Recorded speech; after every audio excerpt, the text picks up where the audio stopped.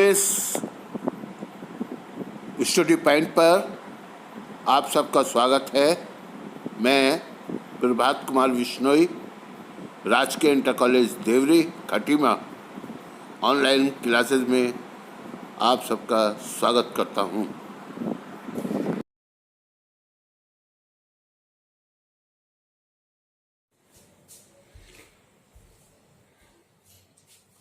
नमस्कार सारे बच्चों को, सभी व्यूअर्स को नमस्कार। ऑनलाइन क्लास में आप सबका मैं स्वागत कर रहा हूं।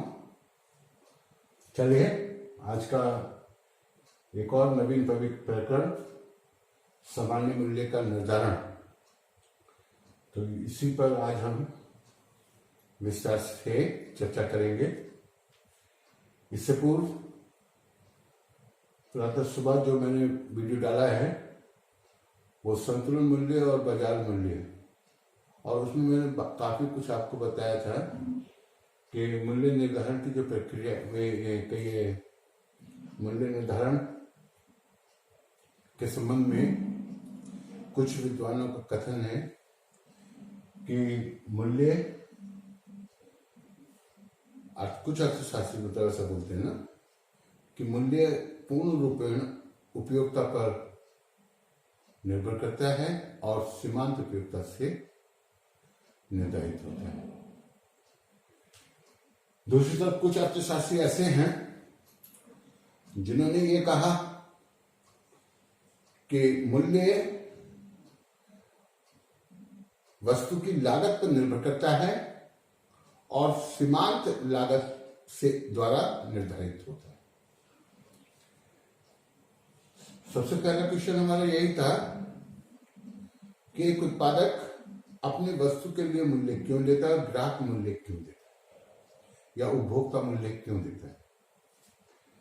तो इसमें उपयोगिता की जहां तक बात है, उपयोगिता के कारण ही हम वस्तु की मांग करते हैं। क्योंकि वस्तु हमारे लिए उपयोगी है, इसलिए हम उसका मूल्य देते हैं। हम अधिक से अधिक कितना मूल्य देंगे, हम वस्तु की सीमांत उपयोगिता से अधिक मूल्य कभी नहीं देते। दूसरी तरफ उत्पादक के दृष्टिकोण से देखें तो प्रश्न बनता है कि उत्पादक अपनी वस्तु के लिए मूल्य क्यों लेता है। तो उसको अनेक प्रकार की उत्पादन लागतें खर्च करनी पड़ती है। जैसे मैंने आपको बताया उत्पादन लागत के कौन कौन से आम सब बताया उसमें, ठीक है। जैसे कच्चा माल हो गया, जैसे श्रमिकों की मजदूरी हो गई, जैसे भूमि का किराया हो गया है, पूंजी का ब्याज हो गया, तो उनका वेतन हो गया, यातायात लागतें हो गई, विक्रय लागतें जिनको हम कहेंगे विक्रय लागतें हो गई, विज्ञापन व्यय हो गया, बीमा व्यय हो गया, पूंजीगत परिसंपत्ति का राशि व्यय हो गया, ठीक है ना। और इन सब के अतिरिक्त कुल उत्पादन लागत में उत्पादक का सामान्य लाभ भी जोड़ा जाता है। अब चूंकि इतना सब कुछ खर्च करना पड़ता है, इसलिए उत्पादक हमसे अपनी वस्तु के लिए मूल्य लेता है। हम यानी उत्पादक कम से कम कितना मूल्य लेगा, ये है मेन बात। तो कम से कम वो सीमांत लागत के बराबर जरूर लेगा। मतलब वस्तु की जो अंतिम इकाई है, जिसको हम सीमांत इकाई कहते हैं, उस इकाई के बराबर मूल्य जरूर लेगा। तो अर्थशास्त्र एक बार कैसा है कि जो कहते हैं कि वस्तुओं का मूल्य उपयोगिता पर निर्भर करता है और सीमांत उपयोगिता द्वारा निर्धारित होता है। दूसरी तरफ कुछ अर्थशास्त्री ये कहते हैं कि वस्तुओं का मूल्य लागत पर निर्भर करता है और सीमांत लागत द्वारा निर्धारित होता है। उपयोगिता का तात्पर्य है मांग और उत्पादन लागत का तात्पर्य है वस्तु की पूर्ति। जब उपयोगिता होती है तब मांग होती है, और जब कहिए कि पूर्ति लागतें लगेंगी तभी वस्तु की पूर्ति होगी। समझ गए ना। तो इस प्रकार से किसी वस्तु का मूल्य हमने शुरू में आपको बताया था कि जिस प्रकार से हम इस बात पर विवाद कर सकते हैं कि कैंची का ऊपर वाला फलक या नीचे वाला फलक कागज को काट रहा है। कोई कहेगा कि ऊपर वाला काट रहा है, कोई कह रहा है नीचे वाला काट रहा है। नहीं, ऐसा नहीं है ना। फिर से सुनिए कि जिस प्रकार हम इस बात पे भी बात कर सकते हैं कि कागज को कैंची का ऊपर वाला फलक अथवा नीचे वाला फलक काटता है, ठीक इसी प्रकार हम इस बात पे भी बात कर सकते हैं कि किसी वस्तु का मूल्य पूर्ण रूपेण उसकी उपयोगिता अर्थात मांग या पूर्ण रूपेण उसकी लागत अर्थात पूर्ति के द्वारा, है ना, निर्धारित होगा। वस्तु से क्या होता है, मार्शल ने इनको समन्वय किया। मार्शल ने कहा है कि वस्तु का मूल्य मांग और पूर्ति की सापेक्षिक शक्तियों के द्वारा उस बिंदु पर होता है जहां पर ये दोनों एक दूसरे के बराबर होती है, अर्थात संतुलित होती है। अर्थात जिस बिंदु पर मांग वक्र और पूर्ति वक्र एक दूसरे को काटते हैं वही बिंदु संतुलन बिंदु होता है और इस पर मूल्य का निर्धारण होता है। ये बात आपको अच्छी तरह आ गई। अभी देखिए, इसमें एक तरफ है मांग पक्ष, है ना, और दूसरी तरफ है पूर्ति पक्ष। दो पक्ष हो गए। मांग क्या है? किसी वस्तु की मांगी जाने वाली मात्रा जो विभिन्न के मूल्यों पर कोई उपभोक्ता समय की दी हुई इकाई में खरीदने तत्परता मांग कहलाती है। ठीक है। और इसी प्रकार पूर्ति क्या है? पूर्ति विक्रय की वो मात्रा है जिसे उत्पादकगण विभिन्न मूल्यों पर एक दिए हुए समय में बेचने के लिए तत्पर रहता है, पूर्ति कहलाती है। मांग का क्या नियम है? मांग का नियम है कि जब किसी वस्तु का मूल्य बढ़ता है तो मांग घटती है और जब मूल्य घटता है तो मांग बढ़ती है। तो मांग का नियम क्या है? वस्तु का मूल्य कम होने पर मांग बढ़ती है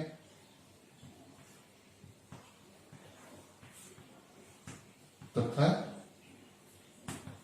मूल्य बढ़ने पर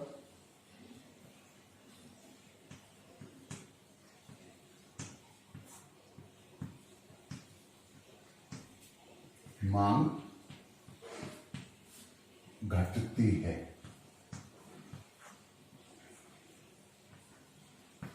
यह है मांग का नियम। अन्य बातें समान रहेगी।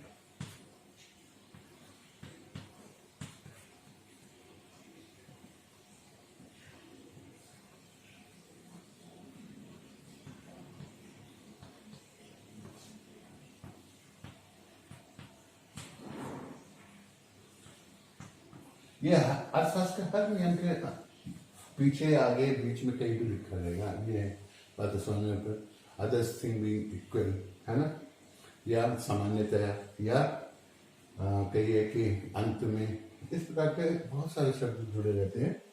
ये मांग का नियम है। मांग का नियम हम आपको समझा चुके हैं। ठीक है।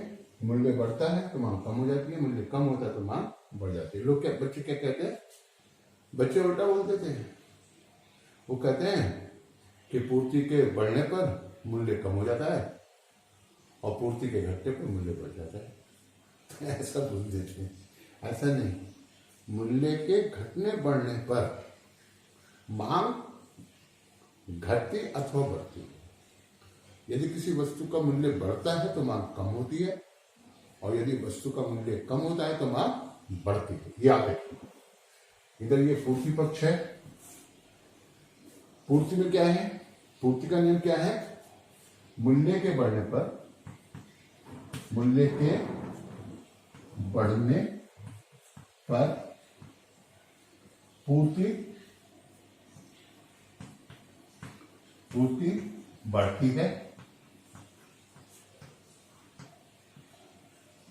बढ़ती है तथा मूल्य के, तो ध्यान दीजिएगा कि मूल्य के बढ़ने पर पूर्ति बढ़ती है तथा मूल्य के घटने पर पूर्ति घटती है।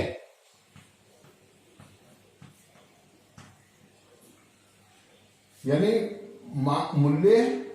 मूल्य तथा मांग में विपरीत संबंध होता है।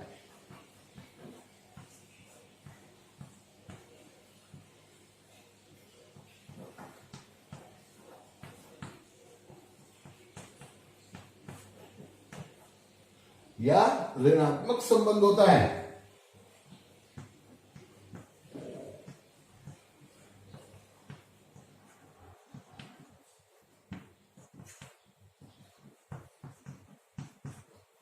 जबकि पूर्ति मूल्य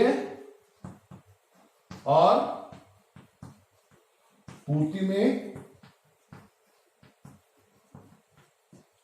धनात्मक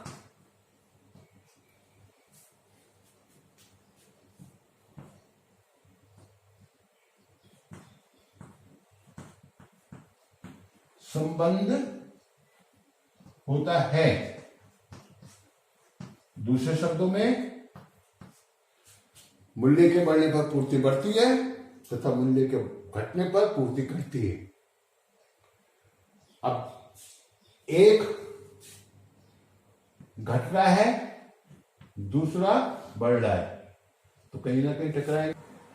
चलिए बच्चों, ये जो हमने पहले आपको बताया कि मूल्य जब बढ़ता है तो पूर्ति बढ़ती है और जब मूल्य घटता है तो पूर्ति घटती है। इसी चीज को तो ये जैसे मांग का हमने बताया था कि मांग का नियम है। मांग का नियम क्या बताता है कि जैसे जैसे वस्तु का मूल्य कम होता है मांग बढ़ती है और जैसे जैसे वस्तु का मूल्य बढ़ता है मांग कम होती है। चलिए अब हम इस सारणी द्वारा सामान्य मूल्य के निर्धारण की प्रक्रिया को समझते हैं। ये सारणी बनाई है, सारणी को हम तालिका भी कहते हैं। तालिका, इसको अनुसूची भी बोला जाता है। ठीक है, मैं यहां लिख देता हूं अनुसूची। अनुसूची या तालिका कुछ भी कह सकते हैं, सारणी बोल सकते हैं। ठीक है, तो ये जो सारणी हमने बनाई है देख रहे होंगे आप, इस सारणी के फर्स्ट कॉलम में हमने आलू का मूल्य प्रति किलोग्राम में दे रखा है, यानी पी फॉर प्राइस, यानी मूल्य प्रति किलोग्राम में दे रखा है। सेकंड कॉलम में आलू की मांग को दे रखा है, यानी क्यू फॉर क्वांटिटी, ये भी किलोग्राम में दे रखा है। देखिए कि गिर गया किलोग्राम। इसके बाद हमने आलू की पूर्ति यानी थर्ड कॉलम में प्रदर्शित किया है, एस फॉर सप्लाई, पूर्ति। ठीक है, ये भी किलोग्राम में दिया गया है। यहां पर ध्यान से देखिए इस सारणी को कि जब मूल्य 8 रुपए होता है तो मांग कितनी है, 1600 किलोग्राम। जब मूल्य घटकर मूल्य जो है बढ़कर 16 रुपए हो जाता है, मांग घटकर 400 किलोग्राम पे आ जाती है। एक बार देखिए इसको फिर से, 8 रुपए मूल्य पर मांग है 16 किलोग्राम। जब मूल्य बढ़ता है 10 रुपए हो जाता है, मांग हो जाती है 1000 किलोग्राम। यानी मांग जो है 1600 से घटकर कितनी हो जाती है, 1000 किलोग्राम। जब मूल्य और बढ़ता है 12 रुपए हो जाता है तो मांग घटकर रह जाती है 800 किलोग्राम। मूल्य और बढ़ता है यानी 14 रुपए हो जाता है तो मांग और घट जाती है, यानी 600 किलोग्राम रह जाती है। जब मूल्य 16 रुपए पहुंच जाता है या 16 रुपए हो जाता है तो मांग और घटकर 400 किलोग्राम हो जाती है। जैसे जैसे मूल्य बढ़ता है मांग घटती है। ठीक है, तो यहां पे मूल्य बढ़ रहा है और मांग घट रही है, देख रहे हैं ना। दूसरी तरफ पूर्ति का क्या है कि जैसे जैसे मूल्य बढ़ता है पूर्ति बढ़ रही है। ठीक है, और जैसे जैसे मूल्य घट रहा है पूर्ति घट रही है। यानी मूल्य और मांग में कैसे संबंध है, विपरीत संबंध। मूल्य और पूर्ति में कैसे संबंध है, प्रत्यक्ष संबंध है, अर्थात धनात्मक संबंध है। जबकि मांग और मूल्य में ऋणात्मक संबंध होता है या ऋणात्मक संबंध है। यहां पर देखिए ये 12 रुपए मूल्य पर, देखिए मैंने इसको चक्कर उसमें बांध दिया है, आप देख रहे होंगे। 12 रुपए मूल्य पर मांग कितनी है, 800 किलोग्राम। कितनी है, 800 किलोग्राम। और पूर्ति कितनी है, 800 किलोग्राम। यानी पूर्ति और मांग दोनों इक्वल है। ठीक है, तो मूल्य का निर्धारण कहाँ होगा, 12 रुपए मूल्य निर्धारित। तो सामान्य मूल्य जो है मांग और पूर्ति जहां पर इक्वल होते हैं, बराबर होते हैं, वहां पर निर्धारित होता है। तो देखिए यहाँ पर पूर्ति और मांग दोनों 12 रुपए पर बराबर है, अतः मूल्य P यानी बराबर होगा 12। आपको तालिका के द्वारा ये समझ में आ गया होगा कि सामान्य मूल्य का निर्धारण किस प्रकार होता है। ठीक है, चलिए अब आगे हम जो है इसको रेखा चित्र के द्वारा स्पष्ट करते हैं। चलिए बच्चों देखिए, जो तालिका पीछे थी उस तालिका में हमने ये चीजें दिखाई थी आपके लिए। पहले कॉलम में, फर्स्ट कॉलम में हमने मूल्य 8, 10, 12, 14, 16। सेकंड कॉलम में मांग किलोग्राम में थी, ये मूल्य रुपए में था। 8 रुपए मूल्य पर मांग 1600 थी, 10 रुपए मूल्य पर 1000, 12 रुपए मूल्य पर 800, 14 रुपए मूल्य पर 600 और 16 रुपए मूल्य पर 400। तो इन्हीं बिंदुओं को हमने ज्ञात करना है। जब मूल्य 8 है तो मांग की मात्रा 1600 किलोग्राम, तो ये पहला बिंदु। इसी प्रकार जब मूल्य बढ़कर हो जाता है 10 तो मांग घटकर हो जाती है 1000, ये दूसरा बिंदु। फिर मूल्य बढ़कर हो जाता है 12 तो मांग घटकर हो जाती है 800 किलोग्राम, ये तीसरा बिंदु।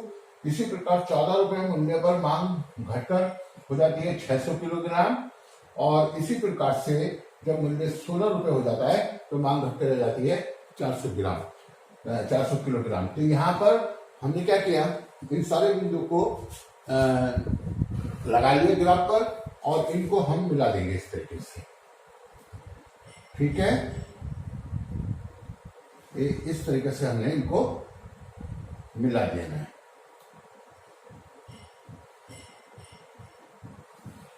ये हमने मिला दिया इनको, ये आप देख रहे होंगे ये मिल गया है और इस प्रकार से हमारा ये मांग वक्र यानी डीडी मांग वक्र बन गया।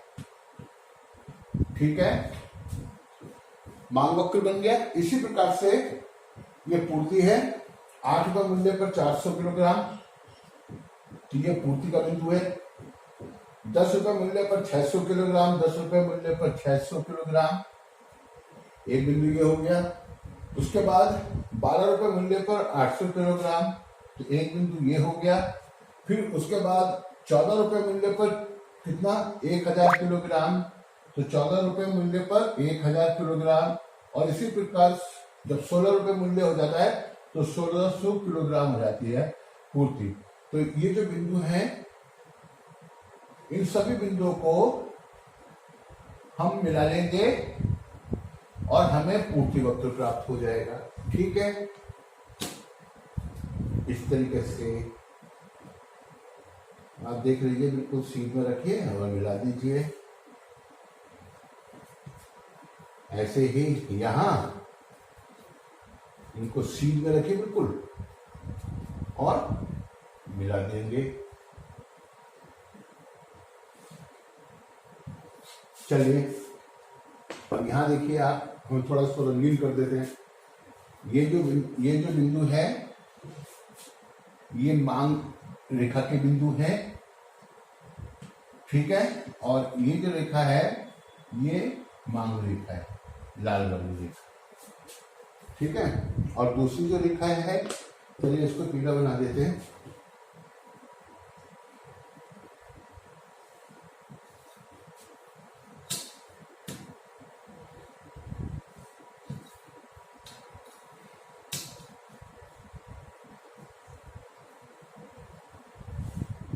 ये पूर्ति रेखा है, इसको आप एसएस रेखा बोलेंगे, सप्लाई वक्र, पूर्ति रेखा।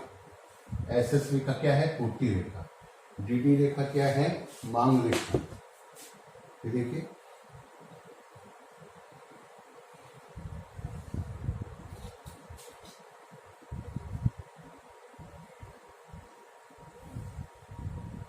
मांग रेखा। ये दोनों कहाँ एक दूसरे को काट रहे हैं, ई बिंदु पर काट रहे हैं, यानी इस बिंदु पर काट रहे हैं। इस बिंदु का नाम हमने लिख दिया ई। ई बिंदु पर ये एक दूसरे को काट रहे हैं।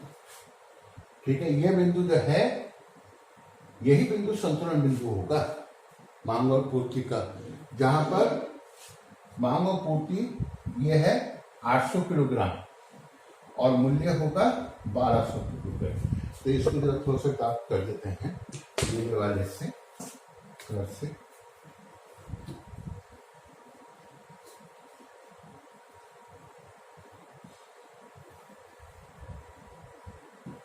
तो आपको दिखाई दे रहा होगा ये।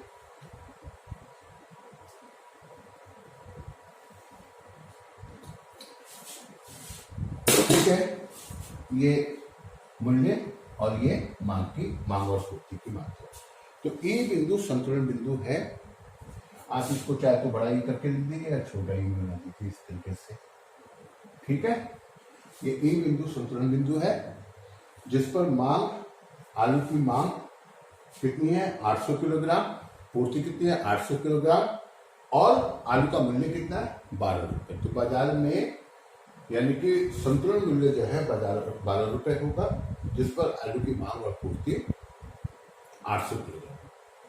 तो ये एक, इसको हम संतुलन मूल्य क्यों बोल रहे हैं, इसलिए बोल रहे हैं कि देखिए जब मूल्य 8 रुपए होता है तो पूर्ति होती है कितनी 400 किलोग्राम।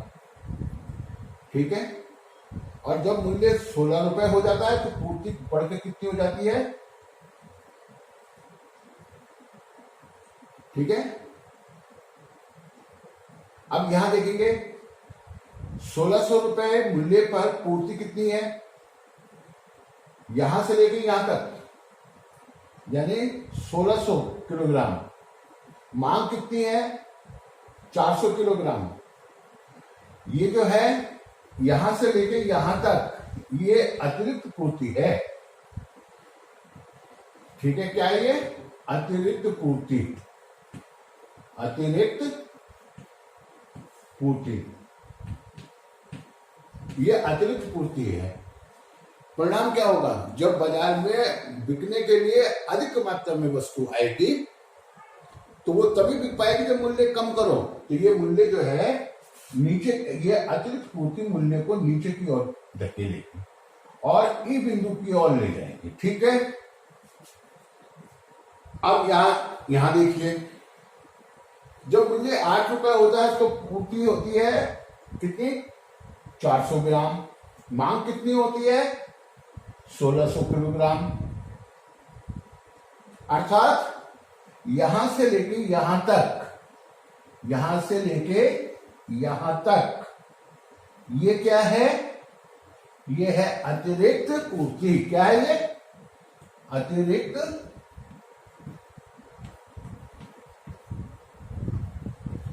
अतिरिक्त मांग, सॉरी ये अतिरिक्त मांग है। ये अतिरिक्त मांग मूल्य को ऊपर की ओर धकेलती है। तो संतुलन की अवस्था में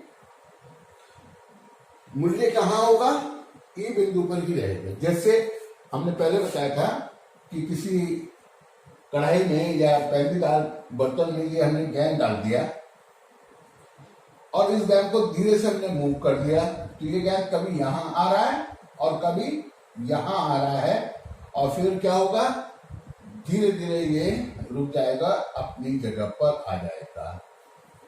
तो संतुलन मूल्य भी इसी प्रकार होता है। यदि किसी कारण से मांग और पूर्ति में विघ्न उत्पन्न होता है, मांग बढ़ जाती है तो मूल्य बढ़ जाता है, यदि पूर्ति बढ़ जाती है तो मूल्य गिर जाता है और संतुलन मूल्य वहीं पर स्थापित हो जाता है। इसीलिए इसको संतुलन दीर्घकाल में होता है। ऐसा दीर्घकाल में जो ये निर्धारण दिखाया गया है इसको हम सामान्य मूल्य कहते हैं या संतुलन मूल्य कहते हैं। तो इसका निर्धारण आपको भली प्रकार से समझ में आ गया होगा। इस रेखा चित्र की व्याख्या आपको लिखनी है। कैसे लिखेंगे, ओ एक्स अक्ष पर आलू की मांग एवं पूर्ति को किलोग्राम में प्रदर्शित किया गया है। ठीक है, ओ वाई अक्ष पर आलू के मूल्य को प्रदर्शित किया गया है। भाई 8 रुपए मूल्य पर मांग कितनी है ये मांग वक्र बताएगा। ठीक है, 16 रुपए पे कितनी है, 8 रुपए पर है 1600 और 16 रुपए मूल्य पर है 400। इसी प्रकार पूर्ति वक्र ये बताएगा कि 8 रुपए मूल्य पर पूर्ति 400 किलोग्राम है और 16 रुपए मूल्य पर पूर्ति 1600 ग्राम है, 1600 किलोग्राम है। तो जहां पर मांग और पूर्ति दोनों इक्वल होंगे वहां पे मूल्य का निर्धारण हो रहा है। यानी कि ई बिंदु संतुलन बिंदु है। कैसा बिंदु है? ये जो बिंदु है ये है संतुलन बिंदु, ई बिंदु। ई बिंदु क्या है? संतुलन बिंदु है, ठीक है। जहां पर मांग और पूर्ति दोनों ही कितनी है? 800 किलोग्राम के बराबर हैं। इस स्थिति में मूल्य 12 रुपए निर्धारित होता है, जबकि मांग और पूर्ति 800 किलोग्राम होती है। ये चीज आपको लिखनी है रेखा चित्र की व्याख्या में। मैं समझता हूं कि मैंने आपको बहुत अच्छे करके समझा दिया है सामान्य मूल्य का निर्धारण किस प्रकार होता है। यदि ये बोर्ड परीक्षा में आपसे पूछा जाता है तो आप इसको बहुत अच्छे करके लिख सकते हैं और बहुत अच्छे मार्क्स आप प्राप्त कर सकते हैं। बच्चों, घर में रहना, घर से बाहर मत निकलना, कोरोना है, ध्यान रखना। आप लोग लापरवाह हो जाते हो और बड़ी परेशानी में पड़ जाते हैं, है ना। तो आप किसी को परेशान मत करना, अपनी पढ़ाई में लगे रहना, अकेले में भले रहना, लेकिन कुछ ना कुछ करते रहना, ठीक है। घर में ही रहिए, बाहर मत जाइए, अनावश्यक बाहर मत, ठीक है। फिर मिलेंगे, ओके, बाय।